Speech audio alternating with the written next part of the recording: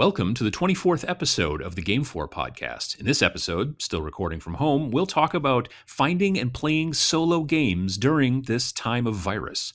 This episode of the GameFor Podcast is brought to you by Dork, radical paints to make your gray world colorful. I'm Adam. I'm Matt. And we're part of MilkCan. MilkCan is the company that makes GameFor, hence the name of the podcast. GameFor is an app for connecting tabletop gamers. Currently, right now, obviously, we're not really able to get together as gamers, but we know that we'll be able to again soon. And the app is designed to help you find people in your local area to play tabletop games with. So if you've been really itching to play some games as soon as everything gets better in your local area, then I would tell you to go take a look at the GameFor app and go from there. Let's see. So we're going to be talking about solo games, which is, pertinent right now, obviously. Mm-hmm. Exactly. Yeah. I mean, because a lot of us are basically kind of stuck at home. And so we talked about how to play online if you can, and if you have the ability to, the people to play with. But sometimes there's games that are just better to be played solo. But there's also other aspects to some degree of the hobby. What kind of stuff have you been doing while you've been stuck at home, Matt? So got it some more sessions of online D&D going. So our campaign is still traveling down the dungeons of the Mad Mage. Definitely liking as it's going on. It's actually been a lot more fun. Everybody's characters are kind of evolved now. They've got some history. We've got some kind of in jokes and characters are kind of everyone's kind of invested in their characters at this point. So it's been a lot more fun as we go to kind of see it evolve, and also the campaign has been a lot more interesting lately. So it's been actually a lot of fun to run. Well, now so this is you and I have talked about this a couple of times before, but you've played role-playing games at conventions before. I have, yeah. Right. Now, the convention situation in a lot of situations doesn't have this kind of added sort of inside joke and history and things that you have once you've been running a campaign. So as a person who's been a bit of a role player in the past but hasn't done it in a long time, you know what I mean? I can definitely see the benefit of being able to play with a group that you've been playing with for a while and having that kind of rapport, for lack of a better word. But did you find that you missed it a whole bunch when you would play at a convention? It's just different. Yeah. It's kind of like, probably the best way to do it is kind of like say a movie versus like a long running TV show. Mm-hmm. Like a movie, it's shorter, but you might have more action kind of packed into that, time frame. Okay. And then I won't use our Game of Thrones because that's still a sore spot for some people. Sure, right. But let's say like The Witcher or something, or like Stranger Things. You've got time where you can spend a whole episode just on backstory. Like there are definitely some parts of the campaign and some stuff I've thrown in that I would not have done on a one shot. That it would not be interesting to characters playing it that weren't deeply invested. So it's kind of a different feel. You kind of get like the high action, maybe a faster paced story, more and deeper, versus kind of long drawn out where maybe we're working on a backstory or we're really evolving this character. Maybe they're slowly unraveling what is really going on in a dungeon, and versus battling through a few rooms and then finding the big bad boss that's been, taking all the townspeople, Sure. Yeah. versus going and finding that it's just this henchman and he leads you to another henchman. So it's kind of a different storytelling, but, I think they both have their merits. And it's kind of, for me, it's kind of fun. Like, even though we're kind of heavily invested in this, we're still talking about doing one shots to kind of, explore. You get to playing a different character. But it's a one shot with a group, with the same group, right? I mean, not necessarily the same characters, but it's the same folks who've all gotten a bit of a rapport. Yeah, well, most of the time we talk about it as being like kind of a back burner in case somebody doesn't show up. Right. Or even bringing in, like, we have a few people that have talked about playing, but they don't have the investment, so it might not be the Hmm. exact same group. Sure, Um, that's true. but I mean, it's kind of like, if you take and build your 40K army and are playing a whole campaign versus playing a skirmish game, they both kind of have a different feel, but Hmm. not quite exactly the same. But yeah. Yeah. I'm assuming do you have a preference about playing like at conventions versus playing with a standard group? Um, I prefer. For me personally, I would say normally I kind of like the non-commitment of being able to play at a convention. Hmm. Okay. Campaign is, I mean, really, you guys are all investigating investing time. Yeah. Like, oh, we are going to meet once every 2 weeks, so this has probably been my most successful campaign. A lot of times I've been on a campaign and you go 2, 3 times and then suddenly you're done, And then it ends. and you never really got fully into the story, and Yeah. so Yeah. No, I could see that. I could see like the nice portion of like, well, we're all here for the same reason. We play this game. It's a one shot and we're done. I could see that benefit. I think personally for me, I would need to know the people better. So that's, I think, part of my, I guess, and I don't want to say trepidation, but it is a thing where I'm looking at it from the aspect of, I would only want to, for whatever reason, due to my limited experience, I think in role playing, I'd only want to role play with folks that I was a little bit more comfortable with, or something along those lines. I don't know. That's kind of why I asked it, really. yeah, I would say that the next time we're at a convention, you should do it like with like me or somebody else, and maybe Mm, kind of like having it so at least one person, but then being able to kind of kind of see, dip the toe. yeah. Mm, But it's yeah, also kind of fun because, like, a lot of times convention you'll never see those people again. But then, sure. I suppose there's but that. then sometimes you'll just have the right group where it just happened to be a fun time, like, a good DM or just a good fun group. Everybody just seemed to be on the same page, and then you end up, kind of becoming friends that way. So. Sure. Yeah. Yeah. I could see that. That makes sense. Um, what else have you been doing? Have you been still 3D printing? I've been trying to. Yeah. So yeah, the printing the shields kind of took a toll with the harder equipment. So And by the shields, you mean like the face shields and stuff yeah, like the that face for the. shields that I've been Yeah. kind of donating time to. Yep. They've been able to keep going on without me because we have 100 printers going right now, which is Wow. really awesome. Nice. Yeah. But yeah, I went down about 2 weeks ago, had to order some new parts, and since I was going to be redoing some calibration anyway, because I was putting a new extruder on, which is what basically feeds the filament in and out. Mm-hmm. Um, the gears were worn on my other one, and it was a plastic one, so I went to all metal. So I was like, oh well, I'll switch to an all metal hot end, which basically, so normally like your enders, they have the hot end is what heats up the plastic to melt it at the right temperature to squeeze And it when you through say the that the Ender, you mean that's the brand. That's a yeah the bread. Creality Ender 3, right? Yep, yeah, I have the Pro. 3 Pro. Yep. Yep.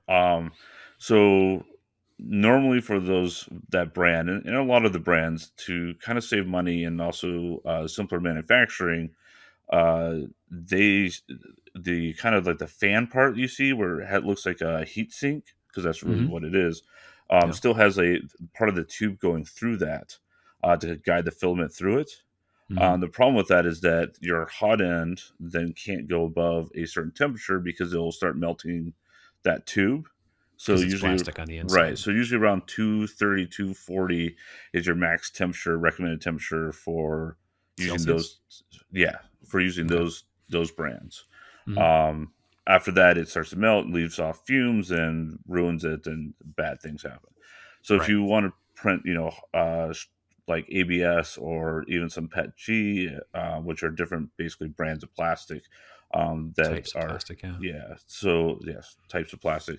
So they're usually able to, they're more food safe. They can be sanitized, stuff like that. So a little bit tougher, easier to make big parts and stuff. So it's less likely for making like models, Sure. but more for But making more for like making actual parts and yeah, useful things. physical, Yeah, yeah, yeah. physical things. Yeah. I've made stuff out of the weaker stuff before, and depending on how you do it, there's ways to get around that. But I wanted to be able to print higher end stuff anyway, so Mm-hmm. swapped it over to that. Well, Apparently, even because it didn't come with instructions, there's some problems with the one I happen to get, so it's having issues still. So even though I rebuilt everything, recalibrated, I was still having issues. So I'm waiting on another part that will be here hopefully in the next day or two. So I'm hoping by this weekend I'll be back up and printing out again. But yeah, Yeah. it's been a frustrating because I got it all set, was ready to go, and then ran into like 2 days worth of nothing but troubles, and took me another day to finally like sit there and just figure out what was going on, to realize what how to fix it. So Right. Right. yeah. And then you see Yeah. some people post online, they've got the brand new Ender, they haven't done anything to it, and they're getting perfect prints right off the bat. Sure. Um, Yeah. Yeah. because it's doing what it was meant to do. Whereas I've kind of taken it, and I'm doing more than really what kind of the recommended was. So I've really kind of made this more of a hobby than, just trying to print a few terrain pieces. Sure. Yeah. You're getting more into the actual kind of nuts and bolts for literally nuts and bolts Yeah, yeah. of the hobby of the 3D hobby because you've modified your printer a good deal with Yeah, different I've pieces and things replaced like that. fans, I've replaced the motherboard. Yeah, I've taken out and put back in every single bolt multiple times on that thing. So Hmm. Hmm. I know it inside and out, which is fun. So, but Yeah. Yeah. I yeah, I mean, hope that it doesn't sound daunting to some people that are like, oh my gosh, it sounds crazy, because you don't have to go that way, but it just kind of comes with it. yeah, I mean, it depends on what you want to do. It depends on the type of printer sometimes too. I mean, there are some, I would say that there are no 3D printers out there that are plug and play. But if we're going to be completely frank, there are basically barely any paper printers that are plug and play. Like, Right, right. they've been making printers for a couple of years now, and I mean paper ones, and still they are frequently something like it just won't print. I don't know why. It just will not print. It says PC load letter, and I have to take it out in the backyard and hit it with a baseball bat. I mean that kind of thing. You're right. So Yeah, I yeah, mean, and so then, 3D printers are not right. necessarily push a button and a thing comes out. And the thing too is they're also very specialized on what they're printing. And some are, so usually if you're getting into it and you're like, oh, I wanted the best printer to print minis, Mm-hmm. then there's probably a good resin printer that you're going to do. But Yeah, then usually what happens is you start doing that and you're like, oh well, what if I did it like this? Then you start having issues like, oh well, if I tweak it like this, then, and that's usually like because we're using this, pet G filament, which is the tougher stuff, so we can do these face shields. A lot of us weren't printing with that beforehand because we didn't have the need, and so a lot sure. of us have been tweaking and fixing that. One guy went and bought a new printer that kind of specialized in printing this stuff, and basically got perfect results when he set it up and assembled it in 10 minutes out of the box and hit print, and everything's working perfectly. Because you got So the right printer for the job, sort right. of. Now, But if you want to tweak, if you want to yeah, mess later with when it, he's you not can. printing Yeah, face shields and he goes to print something else, then he's probably going to have to tweak it and all that sure. Yeah, stuff. yeah. So yeah, the printing. I mean, like you can. Like I have a printer that I have modified basically in no way, and I can generally print okay, decent terrain. Like I can't get super crazy high detail, but I can get okay terrain with it. Right. And it's rarely ever given me trouble. But then to be fair, I've not printed nearly as much as you have, so there's that too. So yeah, it kind of goes back and forth. There's a lot of I don't know. It's 3D printing is interesting, and I think it's great, but it is still kind of the early stages. I had a thought too. I wonder if there's any people out there who like modify and tweak their paper printers. Like if you buy like an HP printer, like nobody ever takes it apart and replaces the fan unless it's broken. You know what I mean? Not usually, Like but no one's like, I gotta put a different gearing system in here so it works better than it does out of the box. I mean, like that seems to be not like a thing so much anymore. yeah. And so Well, I do and wonder if down the road that'll be the right. case with I think 3D the one printers thing that too. kind of sets it apart is that like you can't paper print a part for your paper printer, where I'm 3D printing parts That's for my 3D printer. that's a good point too. Yeah, yeah. See, what you should do is just take your 3D printer and then make a new 3D printer with it. Right, and then you return the old one, and Ah, see, that's how they get you. right, Yeah, exactly. you're just renting it out so you can print your own. Right, exactly. But now that I mean, I've seen that you could print metal, and like they're starting to experiment with metal, and Hmm. carbon fiber's been out for a few years now. So I mean, Hmm. our replicators are like a year off. We'll have replicators. I think it's longer than that, but we're on the way though. Yeah, maybe, sorta. We'll maybe. say that. Yeah, yeah. Um, let's see. What have I Yeah, been that's it for doing? me. How about you? How have you been Um, spending your time in the virus?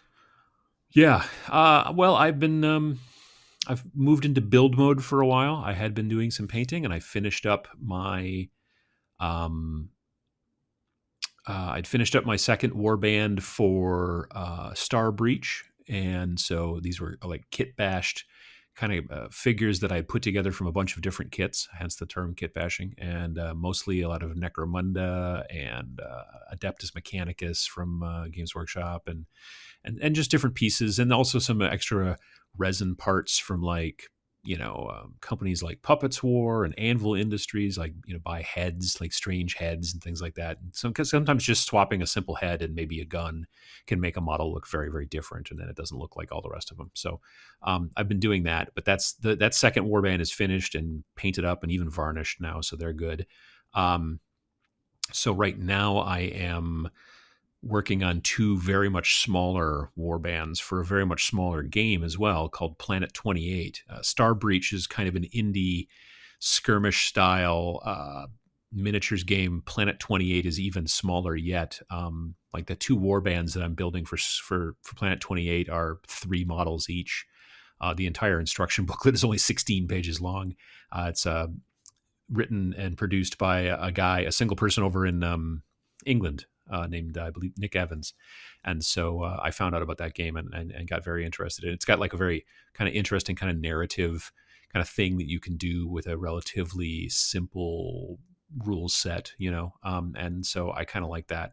I like the creativity and the narrative and the storytelling more than I'm interested necessarily in the rules. I want the rules to be Mm. relatively simple and kind of get out of the way, and then I want to be able to do a little bit more, beyond that. So those two war bands are nearly complete built, and then I gotta texture the bases and then start painting and all that kind of stuff. But I also got a wild hair at one point and reached out to my local game store, called them, and Mm. and then they actually, well, the owner's a friend of mine and doesn't live super far away. I don't live very far away from the store, so on his way home from work, he dropped it off, but I paid for it online with PayPal. But I ordered Oh, from him. nice. It's a Adeptus Mechanicus from Warhammer 40,000. That's one of the factions. There's this Mm. thing called the Armiger Warglaive, and it's kind of like a Star Wars AT-AT. Like it's a like it's kind of like one of those chicken walker type style like Oh, yeah, yeah, yeah. robots. It's kind of tall. It's probably about 5 inches tall, maybe a little bit taller. Maybe I don't know, around there. But the difference between that and say like an AT-AT, or not, sorry, not an AT-AT, an ATST. Uh, the difference between the ATST and this Armiger is that the Armiger has, well, for lack of a better term, arms. So it's got a gun on one side and like a big chainsaw on the other side. And so Oh, neat. I'm not building a Adeptus Mechanicus army, but I always thought the model was cool, and I've got an idea to kind of mess with it. So, um, but yeah. So then last is I'm going to be working on some Secret Weapon miniatures tiles. I did a set of those tiles last year. They're for terrain. You put them down on the ground, and then you can Oh, you can kind right. of fix them up. Yep. You paint them, like the ones I've got look like a street, like a bombed street. Those are the ones that I've got already in the studio. This new set that I got is kind of like almost like a temple, like an outside, like a ruined temple floor. So So I do you primed just use them. like the green stuff to and print them into, or What's that? so? Because these are you push them down, or they're just No, well, no, they're tiles. These are like hard plastic. Like there's 8 of them. Question. I think there's 8 of them that I okay. ordered in the kit, and they attach to each other. They're 1 foot by 1 foot tiles, and Okay. then you have little pieces that go underneath, kind of like you do in, like in when you're 3D printing dungeon tiles and stuff. They got those Oh, okay. little So this is more the terrain. pins I that. was thinking this was more basing. Oh no, this is no, sorry, this is terrain. So I apologize. Oh, for okay. like the most recent 2 battle reports I did, I played on the like ruined urban city tiles that God. I Yeah. got Yeah. from Yeah. them, Yeah. Yeah. and they are like there's like curbs and gutters and sewers and stuff like that. And it's I when I play for that for Kill Team, I take 2 of them by 3, so it's a 2 foot by 3 foot board.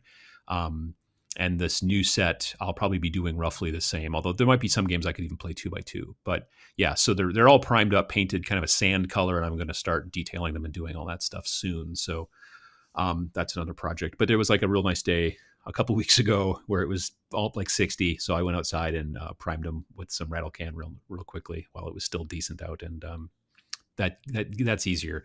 I generally prefer using airbrush for most of my priming these days, but with terrain, I still prefer to use rattle can just because it's a bit faster, and it's also, I feel like it sticks a lot better. So No, or what kind of rattle can do you know? Are you still using the Krylon camo stuff? I do generally prefer the Krylon camo, the camouflage colors.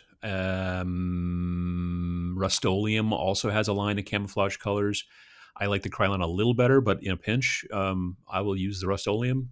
It's hard to match them to each other, but you know what I mean? Like, it's hard to make the Rust-Oleum light tan match the Oh, sure. Krylon Yeah, light yeah. tan.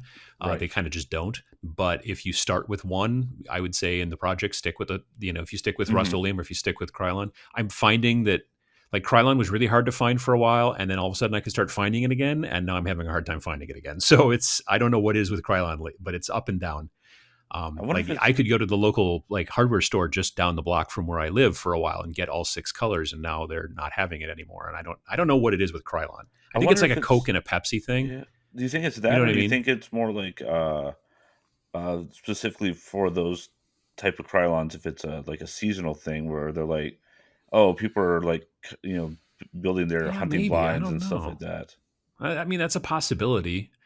But I also like I go into like like Lowe's and like it's mostly all Rust-Oleum. Just kind of like when you go into like a Oh, convenience store okay. and it's Yep. mostly all Pepsi, and then there's like one like thing of Coke, but Coke still sells more or whatever. And I don't know. I don't know if they're paying more to have their stuff take up shelf space. I don't really know how big box retail works, but um, it is a little difficult. So. But yeah, I luckily I don't use it as much as I used to anymore because I do use the airbrush more, so I can kind of prime whenever I need to. So, but yeah, that's pretty much what I've been doing. All right. Have you been looking for a way to make your miniature stand out on the tabletop? Dork is a radical line of metallic and turbo shift paints that will make your gray world colorful. Turbo shift paints change colors as you move your models around and are great for spell effects, visors, weapons, and much more. Or let's say you wanted to make your minis truly metal but colorful. Check out their metallic paints with colors like People Eater Purple, Spicy Meatball Red, and All That Glitters Gold. I've got a bunch of Dork paints, and I'm going to be using them on some Tyranids that I'm working on, a kill team of Okay. Tyranids, Yep. because I want their shells to be like this kind of almost like iridescent. You know how like when you see those beetles that are like black, but they're also kind of reflective purplish, greenish. You know what I'm talking about? Yeah. Yeah. Like that's the what look I want And you can for do my that with Tyranids, that and with the turbo yeah, door. exactly. That's exactly the type That's of cool. effect you can get with this stuff. Nice. And then I've also got some Tau stealth suits that I'm going to have in my Tau kill team, which I want them to Okay. also have this kind of iridescent look because they're stealth suits. They're supposed to be almost like, you know how like the Predators kind of all like wavy, kind of transparent, so you Yeah. can't Yeah. see them. Yeah. I can't obviously do that effect, but if I can at least make them look weird and glistening and stuff like that, I can make it Oh, look like the stealth very field is sweet. kicked in. Yeah, so I'm Yeah. looking forward to that. I just saw someone post on your paint shop showcase they're using On Facebook, yeah. the metallic purple today. I hadn't seen that before. Wow, that came out amazing looking. Yeah. I'm really happy with the Dork stuff. I really Yeah. like. I've been messing with it, like I said, on like practicing because it's it's the thing that I like about it of the most. Honestly, is that each particular bottle tells you what base color you should paint down before you paint down that color because it's not the Oh, same for every color. It's not just like use gloss black and then some of them it's gloss black, some of it's a gloss silver, and so oh, they tell you on each bottle exactly like what the oh, base that's color should super be before nice. you spray this over this or paint it over it or however you want to do. I generally Yeah. airbrush it, but yeah, Oh, well, that would be super helpful for me. So, yeah, well, now yeah. for airbrushing, are you adding like a medium to it or like I do sometimes add a drop of airbrush thinner. okay? Yeah, but I haven't found it. It's not like it's super thick though. So yeah, I've had pretty good luck with it. Awesome. Okay. If you need to add some color to your tabletop life, TurboDork has you covered. Check with your local retailer or hit the TurboDork website at www.turbodork.com. And thank you to TurboDork for sponsoring the GameFor podcast. Yes, thank you. Yeah. All right. So we've got a question from the audience. Yeah. This is from a couple episodes ago. Someone commented, and Jason B as in boy, Jason asked, could you guys do an episode about solo games and games with optional solo rules? So that's today's topic. If you're paying attention at the beginning, that's today's topic. So I would say this is the first one that specifically asked for an episode that we've actually, that is a great idea for an episode. Right. I mean, we've had some other ones that have been asked us a question that we've then spawned an episode from it. But this was the first, I think probably the first, you're right, where it's just being like, hey, can you do an episode about this? And it's not only on target because it's a good idea, but also obviously for what's going on right now, it's a particularly good idea. So, thank you, Jason. So thanks to Jason, and we'll send you out a t-shirt as we've done in the past. We will send you the My Question Got Read by Adam and Matt on the GameFor Podcast, and all I got was this lousy t-shirt. So, but yeah, so solo games, like the way that tabletop games are designed, they're generally designed to be social. They're designed to have people get together and play face to face. Like that's the benefit of tabletop games over, say, something like video games or whatever. Like playing cards. When people are like, "Oh, let's play cards," you're always like, "Oh, it's social." And then if you say, "Oh, let's play a game by yourself," everyone's just like, "Oh, solitaire." Like that seems to be the only thing most people even for me, until I really got into gaming, did I think that there was games out there for single play, really. Oh yeah. No, I mean the solo game that most people know of to some degree that's a tabletop game is solitaire. Like that's kind of, I mean, there's other versions of solitaire. There's spider solitaire. There's all those different types of things.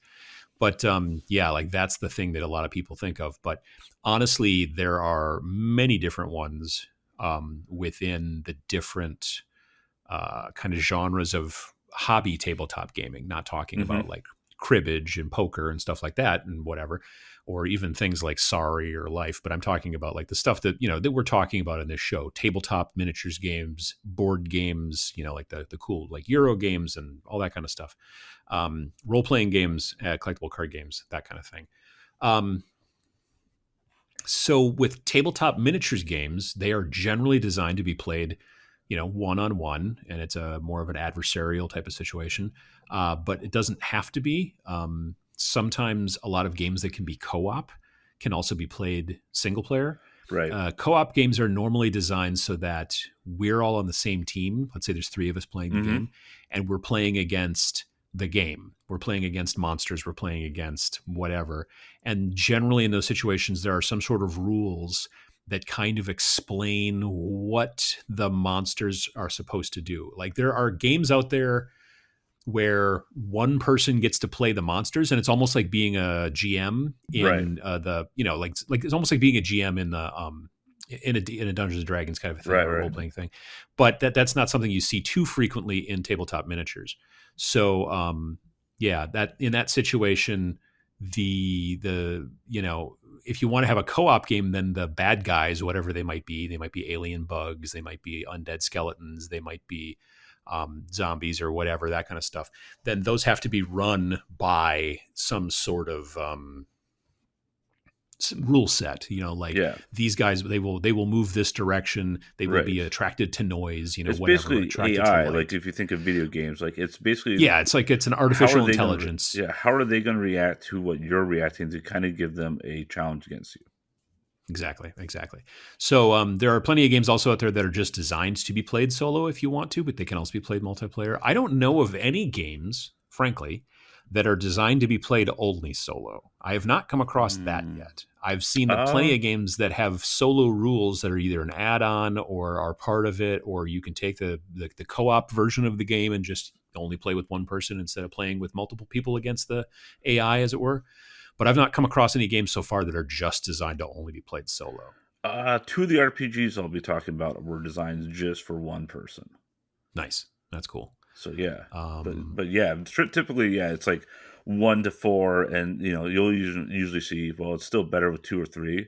Yeah, But yeah, does certainly. seem like that the one player stuff is a lot more Hmm. prevalent than now than even 5 years ago. And Yeah, I think this whole like virus epidemic experiment is probably going to like maybe some game designers kind of come with even more stuff that targets that, because not everybody has time or the convenience of finding gamers near them. yeah, Either no, you live in an absolutely. area without gamers, or you're stuck in a position like this where you can't go out. So Yeah, exactly. And I think that we're going to see that more, honestly. I think that going forward, so the thing that's interesting is back in December of 2018, I did a video on my YouTube channel about solo play games because hmm. somebody had asked me about it. And I went back just recently and kind of watched it and was trying to figure out like, well, what was I talking about? Like what kind of videos or, whatever.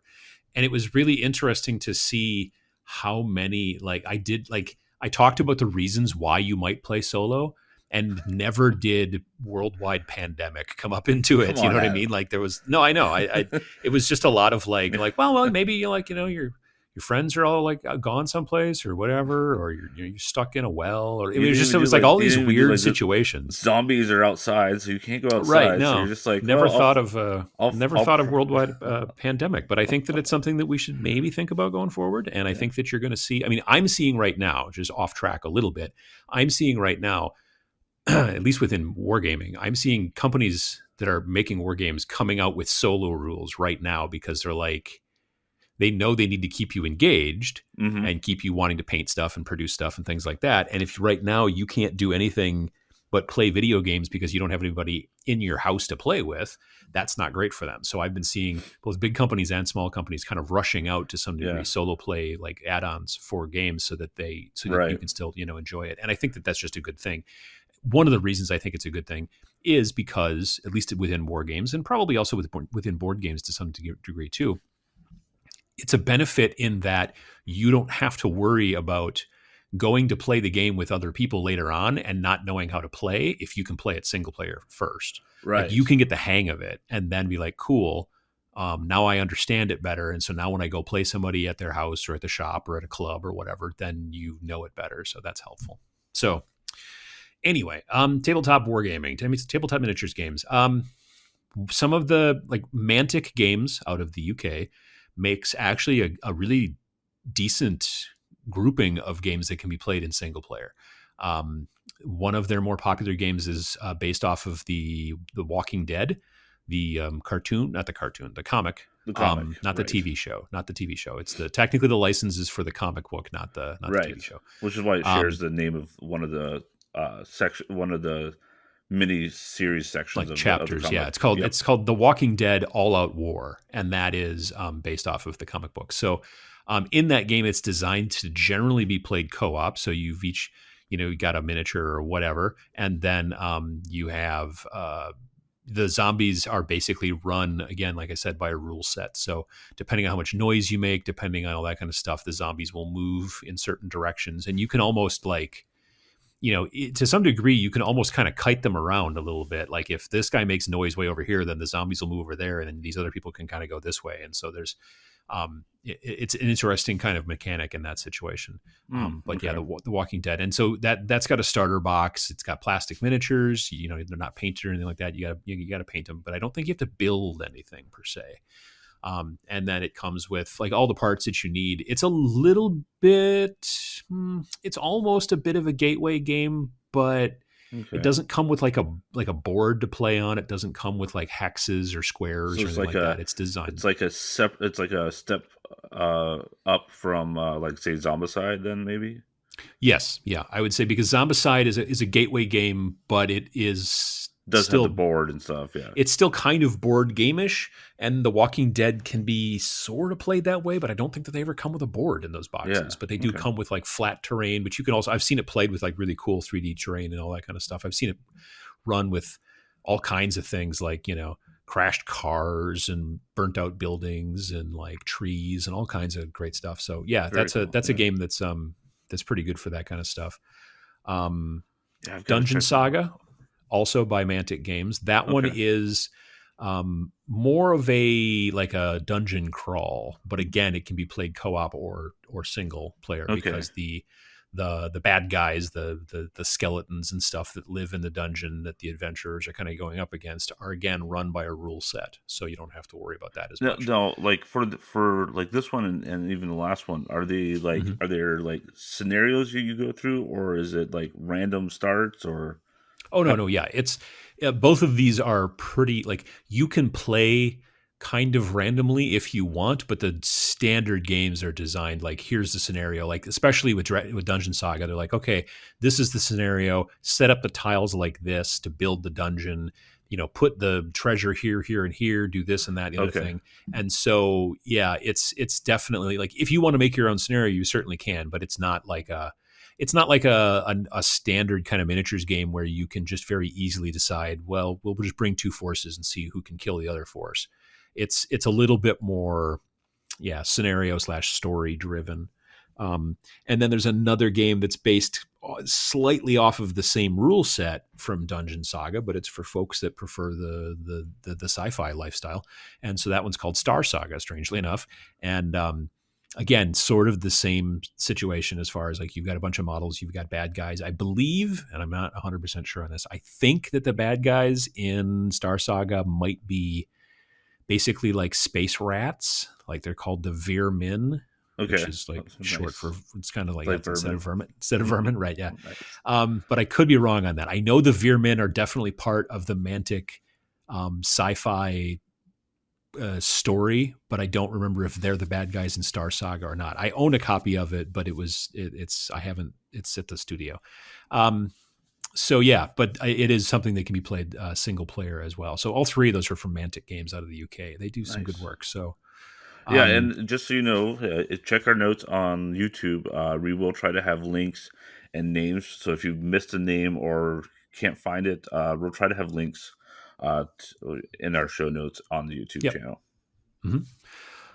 And then there's a game called, which is based off of a video game, the Fallout video games. Mm, This one's called Fallout Wasteland Warfare, and it's from Modiphius Entertainment. And again, like it's designed to be played.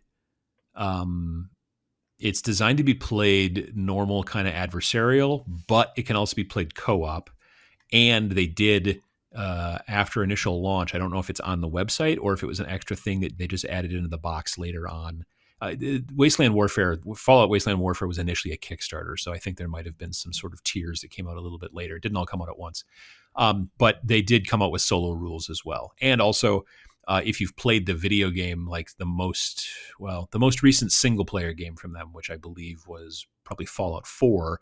In Fallout 4, there was base building as well, so you could, oh, okay. build up Right, your right, town or right. your settlement and all that kind of stuff, and set up defenses and whatnot. Well, in Fallout Wasteland Warfare, you can also kind of like if you're playing in more of a campaign style where it's a bunch of games linked together. You play this game, and then what happens in that game then kind of affects what happens in the next game, and then the next game, and that kind of stuff. When you play that way, you can also set up and kind of build your settlement, for lack of a better term. And then what that Yeah, does is that as you put more points into your settlement to do this and this, then it allows you to do this and that in the next game and that kind of thing. So it's also, I mean, like it's based off of a video game property. So it makes some of those kind of concessions, I think, to video game stuff. But one of the benefits to a lot of video games is that if you don't have anybody to play with, most of them you can play by yourself. So it kind of makes sense that these things go together. Again, plastic miniatures, predominantly all built. I don't know if you have to build them, or I don't think so. As I've looked at them, also own this game, but I don't believe I had to build any of the models. So that's kind of cool. yeah. And if you like Fallout, if you like the video game, and that whole Right, thing, right. there's certainly been plenty of those, and it's definitely a big bonus there too. So, Yeah, and there is a um, Fallout board game, but this is again that kind of. So it's interesting because like that these are kind of falling into, you've got your gateway board game that's kind of getting into little minis, and then you kind of got mhm. the next step, which are kind of these games as well. So Yeah, the board game is a very different overall type of game, whereas this is a lot more heading into tabletop miniatures, but still is kind of a bit of a gateway game. Like it sort of straddles the Yeah. line between board game and but again, like I said, I don't believe this actually comes with a board per se, so you don't No, I'm have pretty that sure it's a grid wide thing or open. anything. Yeah. Yeah, so I've seen plenty of like really interesting terrain that people have built, for this game. I know there's a couple of companies. There's a company, Plastruct, I want to say, that Okay. makes some maybe even licensed terrain. That's like a plastic like card that's like pre-printed on, and you kind of just slot Oh, everything yeah, together, and it yeah, yeah, makes yeah. like gas stations and buildings and stuff like that. And it's kind of cool. But yeah, Oh, yeah, I saw that, like the Nuka Cola and stuff like that they've got. yeah, they've got a bunch of the Yep. licensed stuff that you can get at. Um, from Games Workshop, who's the biggest, arguably, in tabletop wargaming, they have a game called Blackstone Fortress, which also does have solo play rules. Like the majority of their miniatures games are designed to be obviously one-on-one, like, adversarial. But they do have some kind of like, they have some games that are smaller skirmish games. They have some games that are even almost, again, like a gateway game. Definitely like the Warhammer Underworlds series is definitely a gateway game, but that game is designed very much to be adversarial. Like there's tournaments for that game and stuff. So it's hard to, it's not something you could really play single player. But Blackstone Fortress is a little bit, it's still miniatures and it's still got tons of cool miniatures, which you do have to build. They are plastic. But it does have a definite, it does have the ability to do some co-op. It's got some kind of AI stuff because the idea of the Blackstone Fortress is basically this big floating out in space, kind of almost like castle fortress thing. Mm-hmm. And so the adventurers are going in to kind of clear it out, find things and whatnot. And then the bad guys who are in the fortress, those are generally run by the rules in the game. So that's one of those big benefits.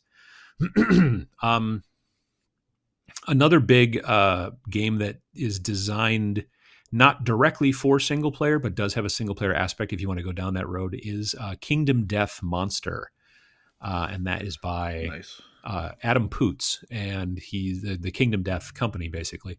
Okay. And so, yeah, so Kingdom Death there's been a couple of big Kickstarters that have made a bunch of money. Really crazy, amazing sculpts, really crazy, amazing miniatures. And the game is designed to be played in campaign mode. Like it's not generally something you play one off. I don't believe there's any such thing as a Kingdom Death tournament. You know what I mean? Like they don't do that kind of stuff. It's really Okay. designed about story and all that kind of stuff. And the models are amazing looking. And yeah, so now that's expensive. Like you get a lot of miniatures and you get a lot of stuff, and it's a huge, super in-depth game. But I think the main box is $350 or maybe Oh, wow. $400. Yeah. But like when you go to Gen Con, they have a booth that's usually, well, it's technically more like 4 or 6 booths, like all kind of put together. And Okay. there's just always, like, as soon as the convention opens, there's a line, like a really long line, because they have all kinds of cool convention specials. They have convention exclusives and things like that. So it's really interesting because it's become its own mythology. It's become its own kind of portion of the hobby by itself. There's people who don't do any other miniatures or anything else. They just do Kingdom Really? Death. Wow. Yeah, it's a very, very, very in-depth, campaign heavy, thick kind of game that way. Huh. And the miniatures are crazy because not only are they just like very, very well sculpted in a lot of situations, but they look like they were like designed by someone in a fever dream. There are some that are just normal, like, oh, this is a knight. Okay, cool. This is like a guy in a Sure. toga. But then this one is like it looks like a giant baby, but its face is mainly all teeth, and it has one of those little dangly things hanging off the top of its head, kind of like those fish, those angler fish, deep down in the water with Yeah, the yeah, light on yeah. their head. Like, Yeah. and you're just like, that is the spookiest thing I've seen in a long time. And that's a playing piece. I mean, they've got some really Nice. strange models, but it's pretty amazing stuff. And again, like I said, it can't be played single player, but it's a longer game. It is not something you play short term too frequently either. I mean, I don't want to say it's like a role playing campaign, but it can get long. Um, Another great game with single player stuff to it is called Rangers of Shadow Deep by Yes, I picked Joseph this up. McCullough. Joseph McCullough wrote Frostgrave, which was a very popular, still is a very popular miniatures kind of game, sort of straddling between miniatures and RPG a little Mm-hmm. bit. And Rangers of Shadow Deep was originally self-published by Joe. I get the feeling he wanted to publish it, and maybe Osprey, who had published Frostgrave, was like, well, this is a lot like Frostgrave, or it's a bit like Frostgrave, and we don't know. So he just self-published it. I don't really Right. know what happened back there, but he did self-publish it. And so it was available on some online places. And now Modiphius Entertainment, who the guys that we mentioned before for Fallout, Wasteland Warfare, they are going to be producing Oh wow, I the didn't realize that. a nice version, like it's going to be probably hardcover and all that kind of stuff if you want Very to go that cool. direction. But yeah, that's coming soon. Rangers of Shadow Deep is generally, if you're playing with multiplayers, each player has a small warband, maybe of like one ranger and like 2 or 3 henchmen. Right. And what I And liked they, about this and like Frostgrave is that Mhm. you could get like your traditional minis and stuff from your tabletop, but also like for me, for all my WizKid stuff I could use.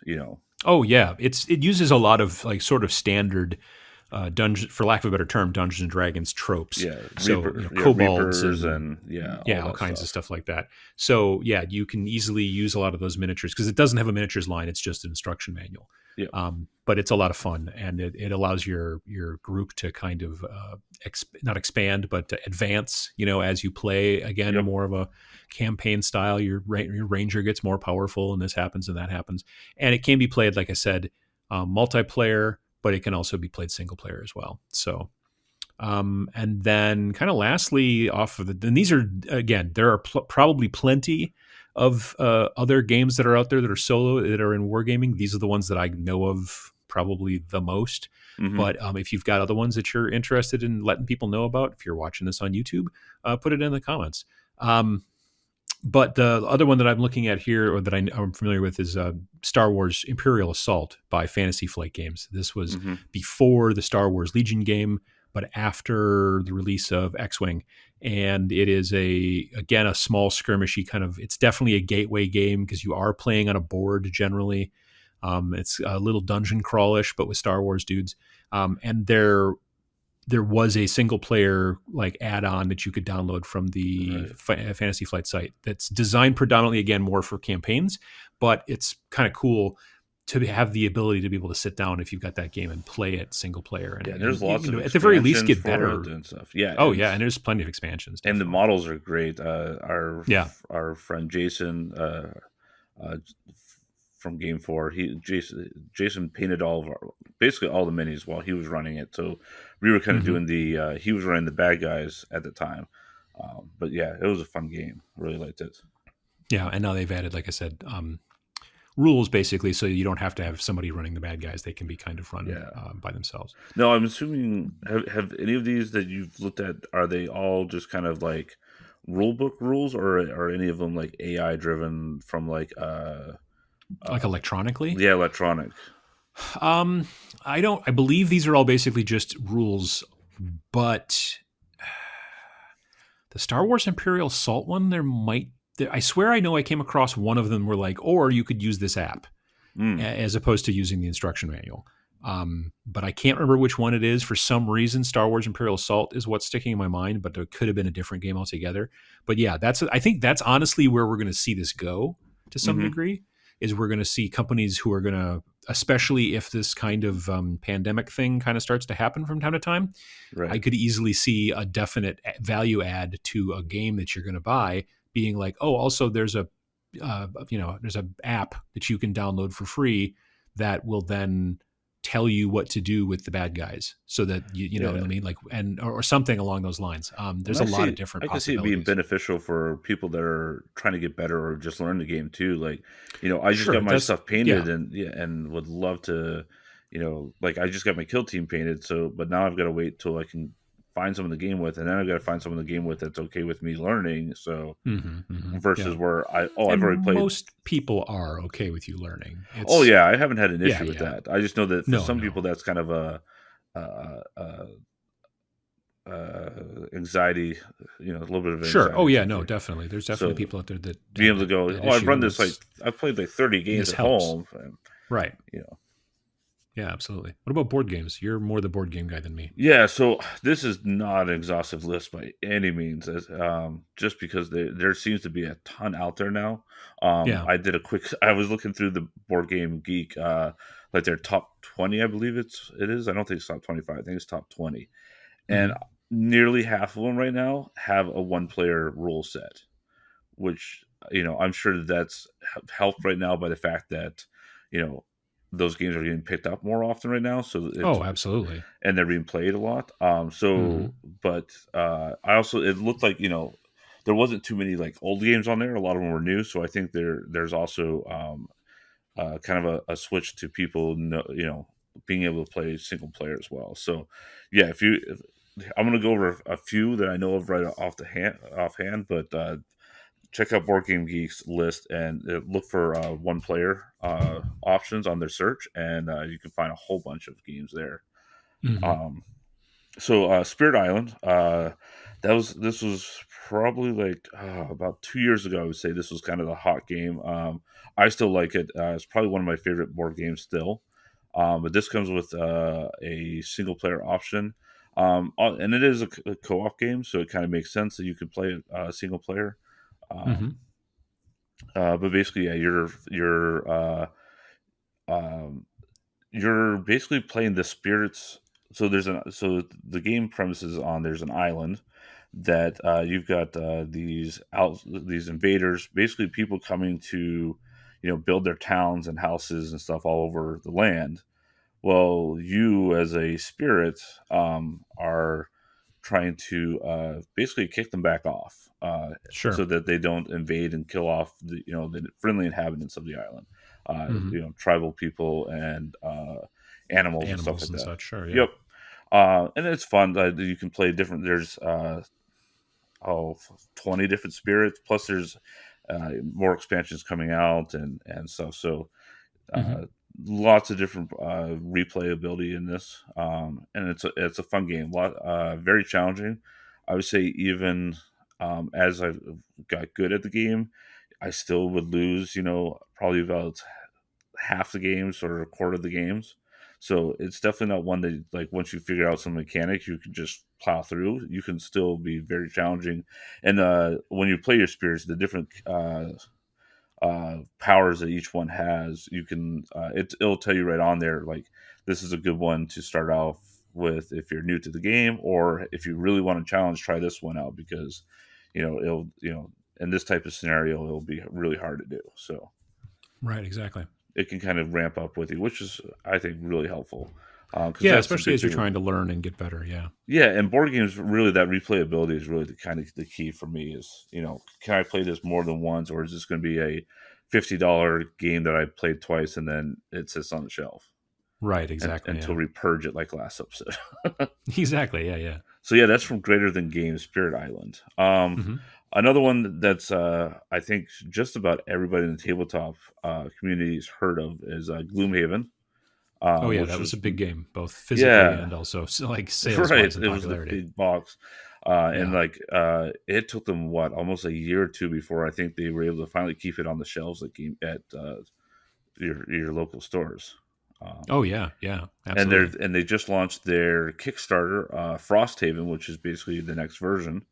Hmm. It's got some tweaks to that, and that's going to have single player rules as well. So because this game is very very in depth, and lots of campaigns and growth.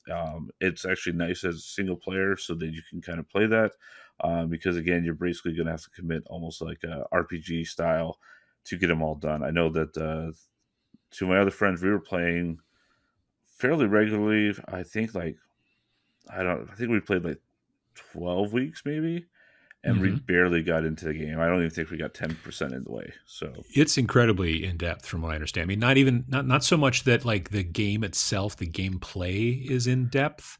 I yeah, mean, it is to some degree, but it's not like it's difficult. It's just that there's so much content there, like yeah, so many scenarios and right. so It's many different things deceptively you can do. yeah. There's a deceptively easy but hard mechanic. Like the mechanic's easy to learn, But even still, having played it many times, learning, because basically you've got your cards, and as you're playing the cards, you're basically, every time you have to reshuffle your hand, you have to lose a card.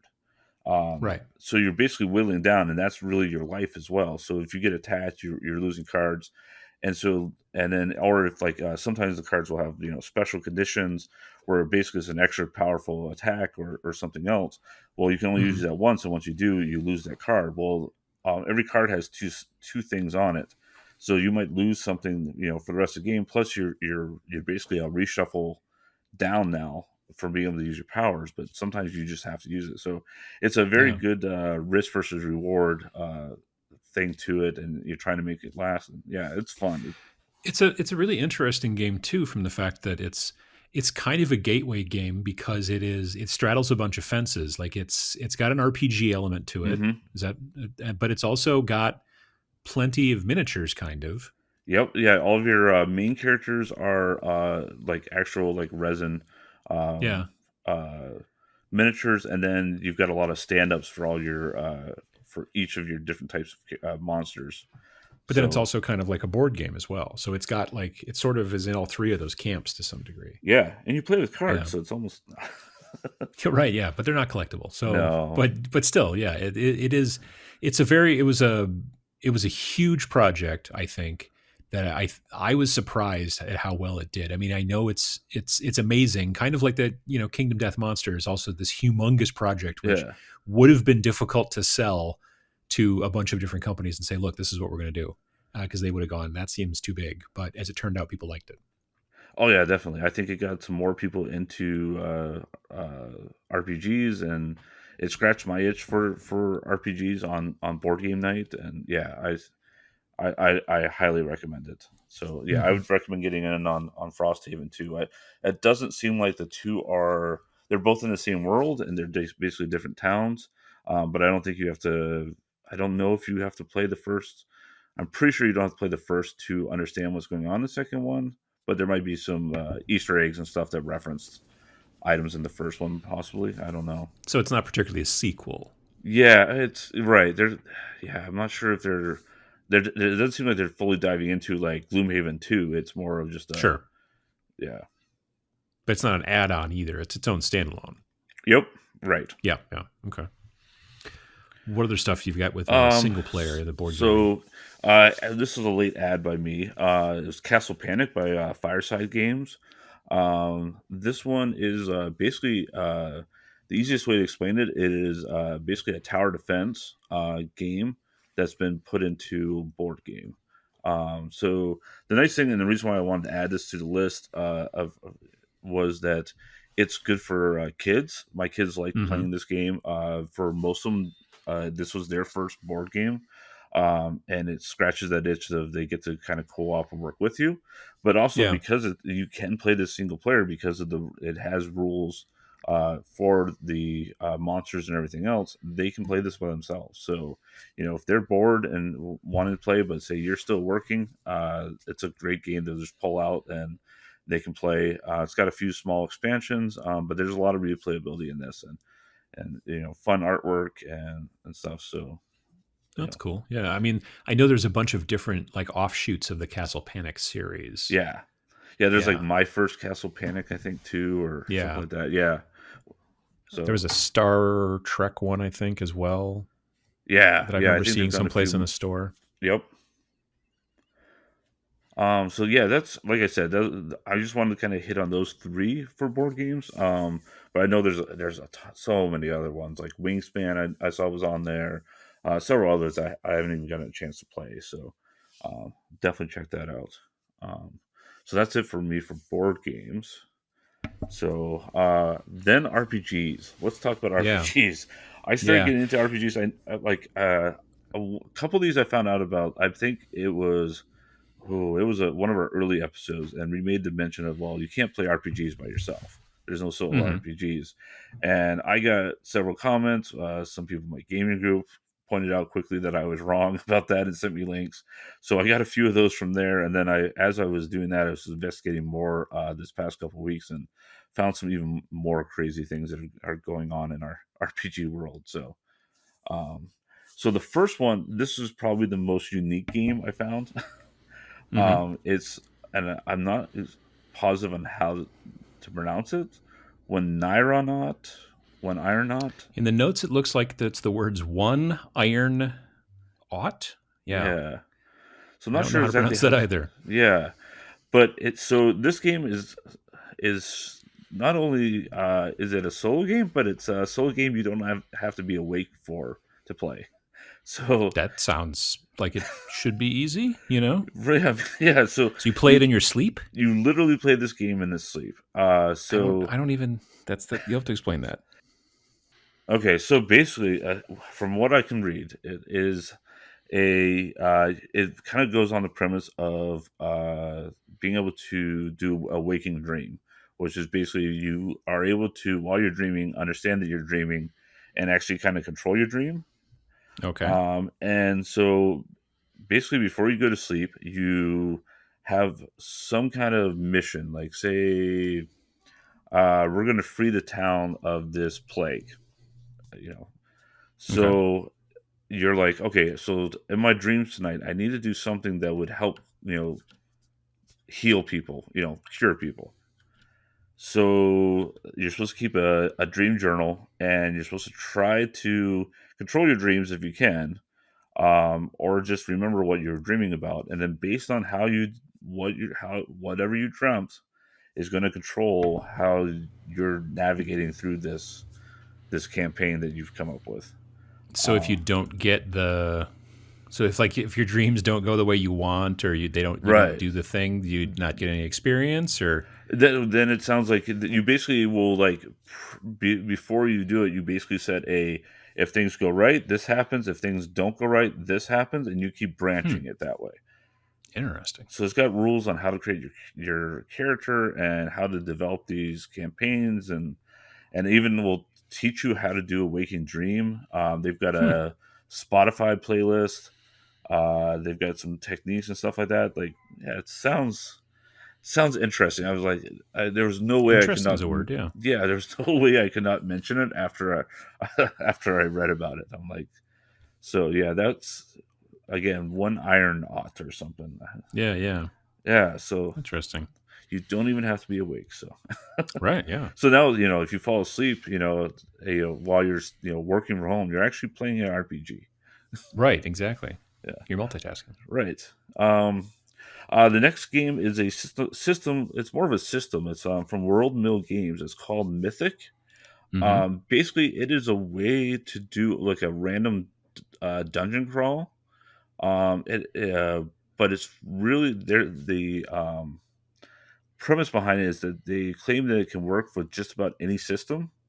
So you could take your favorite RPG system and using their rules, they'll help you basically generate a campaign that you can then run yourself. Right, yeah, yeah. So I thought that was pretty interesting. It looks like they're on, geez, like the 10th iteration of this. So they've really kind of honed it and taken feedback and expanded upon it. And everything I could read up about it sounded like people were highly recommending it for, especially for like your Pathfinder D&D groups. Hmm. But it sounded like, yeah, if you have an RPG campaign, you should be able to use their rule sets to basically make any RPG a solo game. So Interesting, yeah, yeah. yeah. So I was like, that's pretty fun. So that you don't even have to go buy new source materials or anything. You can basically bolt this on and run. So Yeah, yeah. Oh, again, that's that very was cool. the Mythic system. Um, Right. so this next one, this was kind of neat. It's and I'm gonna butcher this name too. Hik Hikikomori. It's I think it's hikikomori. There you go. So it's basically it's a Japanese term that's for people that are seeking self isolation. I guess it's Yeah. basically like the phenomenon of self isolates that they were seeing. Sounded like in Japan this is becoming more and more of an issue or a phenomenon, I should say. Yeah, I of watched like a mini documentary about the hikikomori and how like they're just staying away from like the world, and they stay in their room and that kind of stuff, and right. it is becoming an issue evidently over there.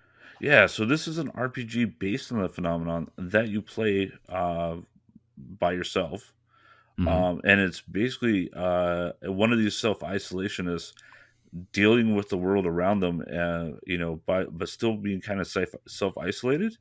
So almost meta as a solo Yeah. game, but it is free, which is really cool. I was able to download the rules. We'll have the links in the show notes again.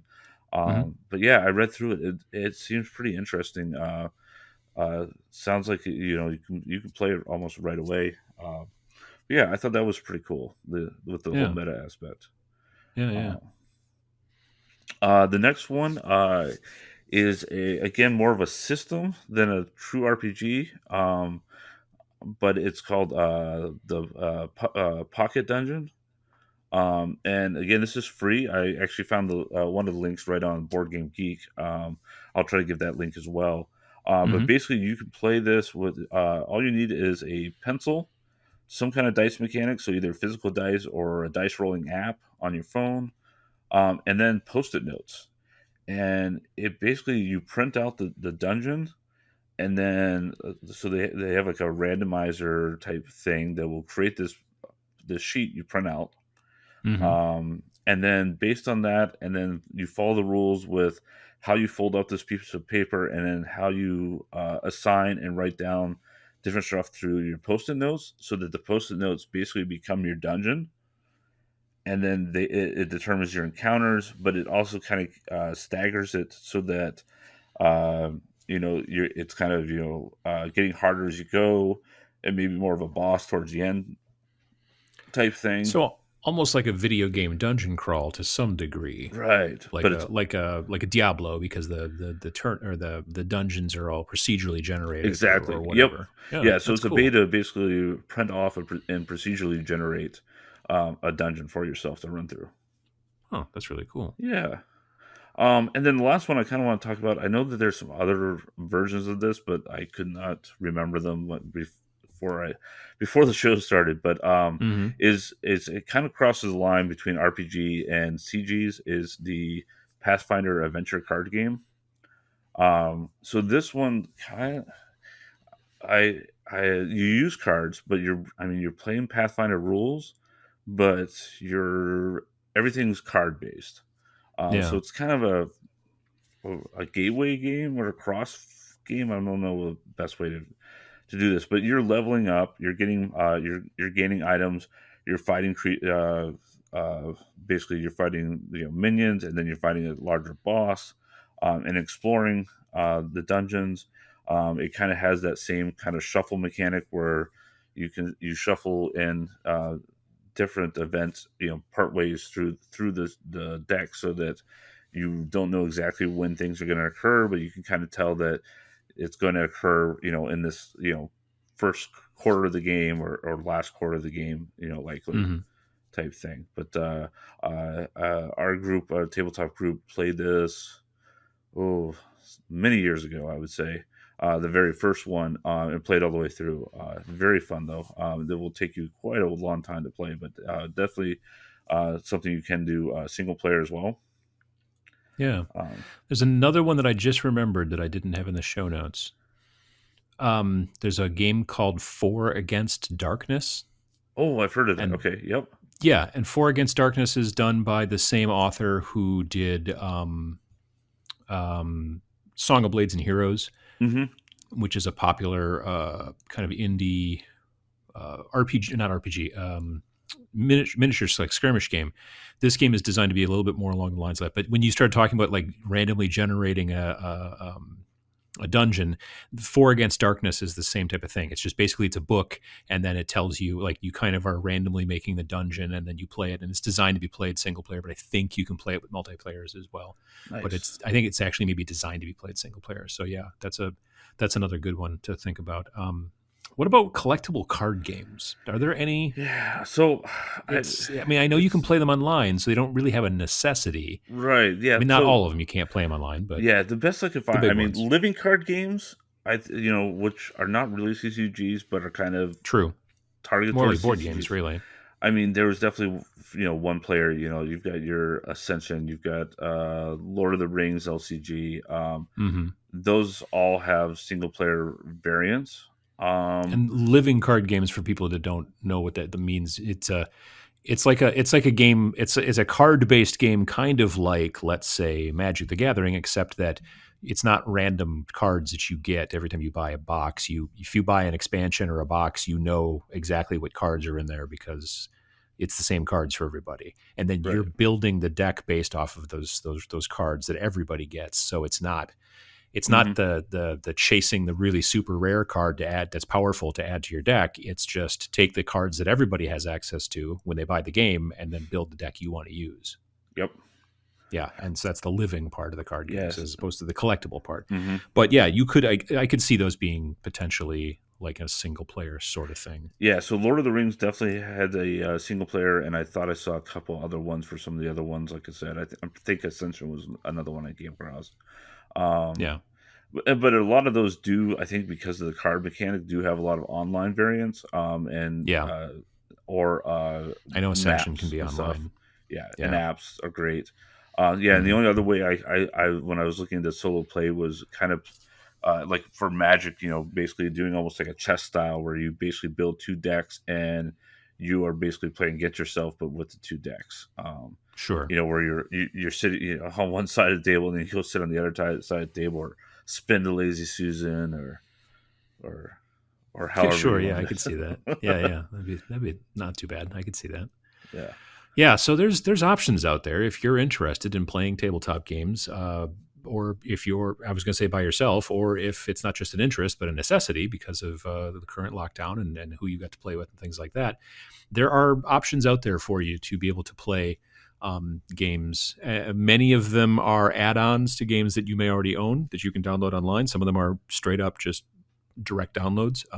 Some of them are things that came in games that you may already own or may be able to get.